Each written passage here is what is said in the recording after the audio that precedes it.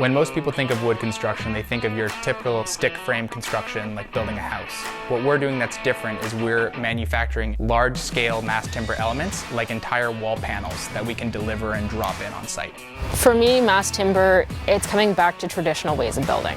You can look at old factories that are now being turned into lofts and they're built with mass timber.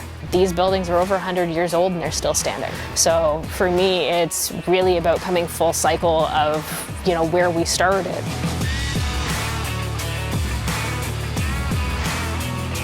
Mass timber, when it's created at the factory, ends up being like a big 3D puzzle. Because of the things that we do in manufacturing and all this prefabrication work, when all of these elements arrive to site, it's not conventional construction, it's assembly. It all comes pre-cut, pre-routed, CNC'd, everything done to shape and size. So every piece that's coming off the truck, we take it from the trucks, fly it into place with the crane, it's offloaded onto the building and installed right away. It makes it quick, it makes it a safer environment, and it makes it a healthier environment.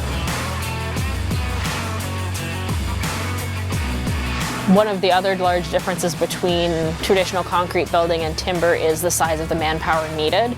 On a concrete crew, you need sometimes 30 or 40 guys, whereas on a timber crew, I've worked on buildings where we had only 9 people needed to do the full job. But the speed and the agility of the timber versus the concrete allows it to go up at a much faster pace. The coolest element of mass timber construction is just seeing it all go together on site. It's really cool to watch a beam that we've designed fit perfectly into the column connection and then just go together exactly as designed. It's like seeing our full 3-dimensional model come to life.